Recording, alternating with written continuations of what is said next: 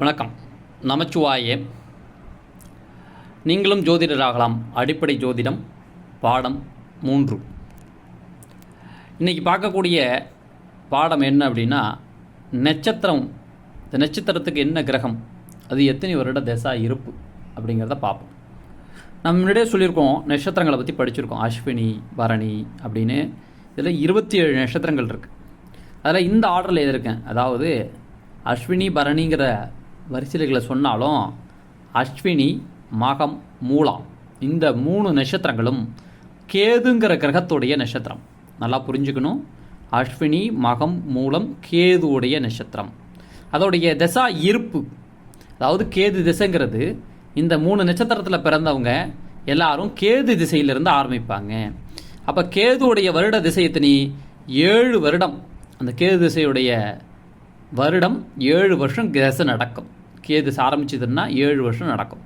அதுக்கடுத்தது பரணி, பூரம், பூராடம் இந்த 3 நட்சத்திரமும் சுக்கிரனுடைய கிரகம், அந்த சுக்கிரனுடைய நட்சத்திரங்கள் அப்படிங்கிறது அர்த்தம்.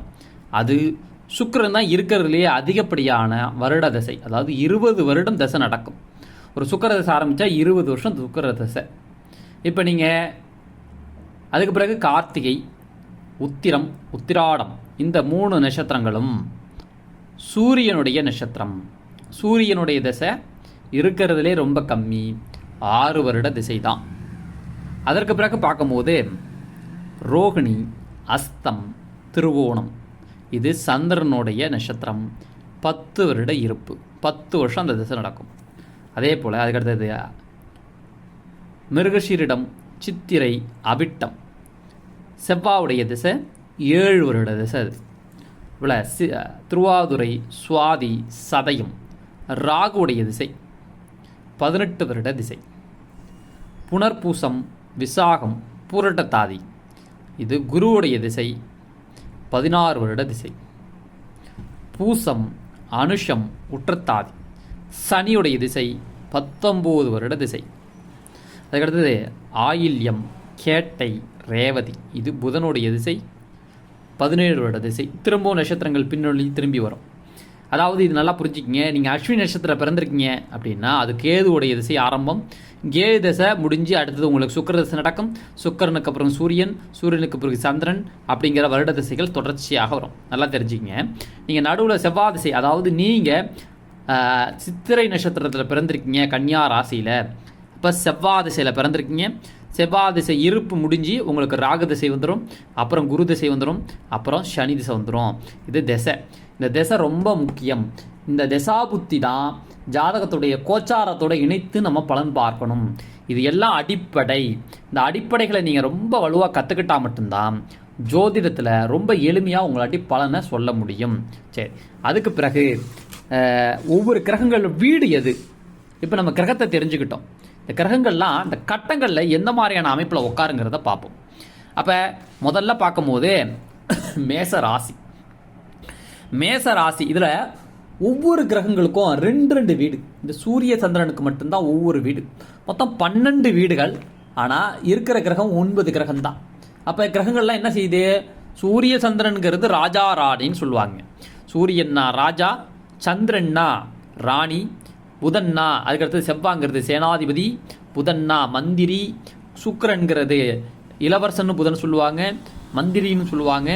ஆனாலும் அதுக்கடுத்தது குரு, அது தேவ குருவாக குரு இருப்பார். அதுக்கப்புறம் சுக்கிரன் தனலாபங்களை கண்ட்ரோல் பண்ணக்கூடியவர்.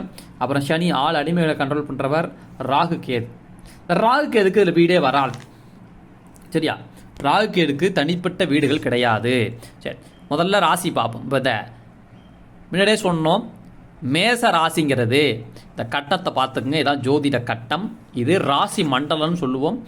இந்த முதல் கார்னராக இருக்கிறது மீன ராசி. சரியா? இதுதான் 12வது ராசி. அதுக்கு அடுத்தது தான் முதல் 1. நல்லா புரிஞ்சுக்கிங்க. ராசி மண்டலத்தில் முதல் 1ன்னு சொல்லக்கூடியது இதுதான் மேச ராசி. மேச ராசிலேருந்து நம்ம ராசி ஆரம்பிக்கிறோம். மேஷம், அதில் செவ்வாய் ஆட்சி பெறுகிறார். இது எல்லாம் ஆட்சி வீடுகள், நவகிரகத்தின் ஆட்சி வீடுகள். இதில் மேச ராசியில் செவ்வாய் ஆட்சி பெறுகிறார். சரியா? அதுக்கு அடுத்த வீடு என்ன? ரிஷப ராசியில் செவ்வாய் ஆட்சி பெறுவார். அப்போ 2 வீடும் செவ்வாவுடைய வீடு. சரியா? இந்த செவ்வாயோட வீடு. அதுக்கு அடுத்தது ரிஷப ராசி.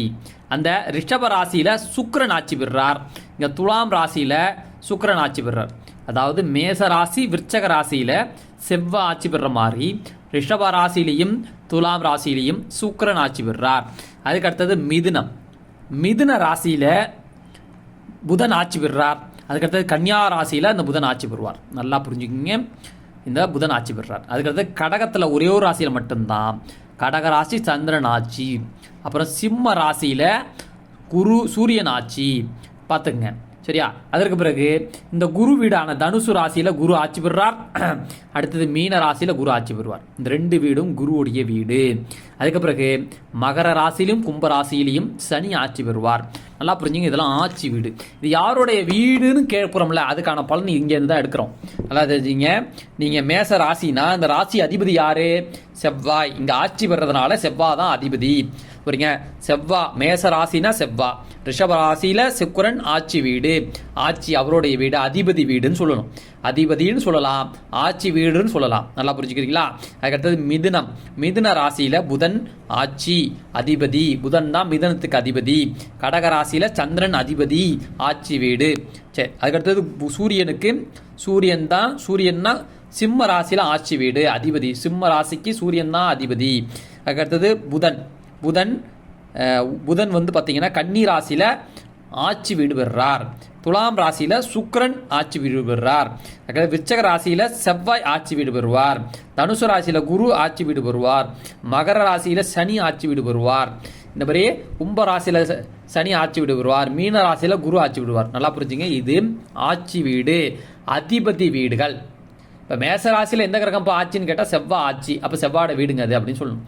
கன்னி ராசியில் புதன் ஆட்சி. அப்போ புதன் தான் அதிபதி. புதனுடைய அதிபதி வீடுகள் மிதுனமும் கன்னியும் அப்படின்னு சொல்லணும். இதை நல்லா எளிமையாக புரிகிற அளவுக்கு தான் சொல்லியிருக்கேன். இதை திரும்ப திரும்ப புரிஞ்சு பாருங்க. இந்த எளிமையான அடிப்படைகள் தெரிந்தாதான் உங்களாட்டி பலன் தெரியும். அதற்கு பிறகு கிரகத்தின் உச்சம் மற்றும் நீச்ச வீடுகள். சரிங்க, ஆட்சி வீடு பார்த்துட்டோம். அப்போ ஒரு கிரகம் எங்க வலிமையா இருக்கும், எங்க வலிமை குறைந்திருக்கும் அப்படிங்கிறத பார்ப்போம். முதல்ல மேச ராசிலேருந்தே ஆரம்பிச்சுப்போம். இந்த மேச ராசியில சூரியன் உச்சம். நல்லா தெரிஞ்சுங்க. ஆனால் ஆட்சி வீடு எது? ஆட்சி செவ்வாய். ஆனால் சூரியன் தான் அங்கே உச்சம் பெறார். சரியா? இங்கே சூரியன் உச்சம் பெறுவார். சரியா? இந்த சூரியன் உச்சம் அங்கே என்ன திரும்பி நீச்சம் அடையுது? சனி நீச்சம். சூரியனுக்கு சனிக்கு ஆகாது, எதிரி கிரகம், அதோடைய எதிர்ப்பு கிரகம், பகை கிரகம்னு பேர். சனியும் சூரியனும் பகை கிரகங்கள். அப்போ ஒரு இடத்துல சூரியன் வலிமை பெறும்போது சனி இங்கே பவர் இழந்துடுறார். சூரியன் வலிமையாகிறார், சனி வலிமை குறைகிறார். சூரியன் உச்சம் அடைகிறார் மேசராசியில். அப்போ என்ன ஆகுது? சனி நீச்சம் அடைகிறார். சரி, அதுக்கு அடுத்தது சுக்கிரனுடைய வீட்டில் சந்திரன் உச்சம். சரியா? ராகு கேதுகள் நீச்சம். மிதுன ராசியில் எந்த கிரகமும் ஆட்சி பெறுவார். ஆனால் மிதுனத்தில் யாரு? புதன் ஆட்சி பெறுவார். ஆனால் உச்சமோ நீச்சமோ எந்த கிரகமும் அடையலை. சரி, அதுக்கடுத்த கடக ராசியில் குரு உச்சம், செவ்வாய் நீச்சம். சரியா? அதுக்கடுத்து சிம்மத்தில் எந்த கிரகமும் உச்சம் நீச்சம் பெறலை. ஆனால் கன்னி ராசியில் புதன் உச்சம். இந்த புதனுக்கு மட்டும் ஒரு தனி சிறப்பு என்னன்னா, தன்னுடைய வீட்டிலேயே உச்சம் பெறுகிறார். சரியா? ஆட்சி உச்சம் பெறுகிறார். மற்ற எந்த கிரகங்களுக்கும் அந்த சிறப்பு கிடையாது. சூரியன் இந்த சிம்மம் தான் சூரியனுடைய ஆட்சி வீடு. ஆனால் அவர் உச்சம் பெறுற வீடு பார்த்தீங்கன்னா மேஷத்தில் இருப்பார். சரியா? சுக்கிரனுடைய சந்திரன் கடகராசி தான் ஆட்சி வீடு. ஆனால் அவர் ரிஷபத்தில் தான் உச்சம் பெறுவார். அப்போ எல்லா கிரகங்களும் உச்சம் பெறும் போது வேறொரு கிரகத்தோடைய வீட்டில் தான் உச்சம் பெறுது. ஆனால் இந்த புதன் மட்டும்தான் தனித்துவமாக, தனித்தன்மையாக புதன் தன்னுடைய வீடான புதன் ஆட்சி வீட்டிலேயே உச்சமும் பெறுகிறார்.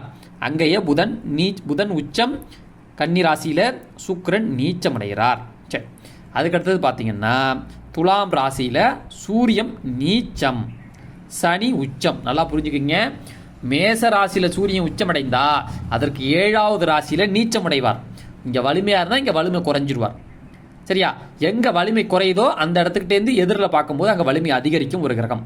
இப்போ இங்கே சனி உச்சம் மேச ராசியில், இங்கே சனி நீச்சம், சூரியன் உச்சம். அதே துலாம் ராசியில் பார்க்கும்போது சூரியன் நீச்சம், சனி உச்சம். சரியா?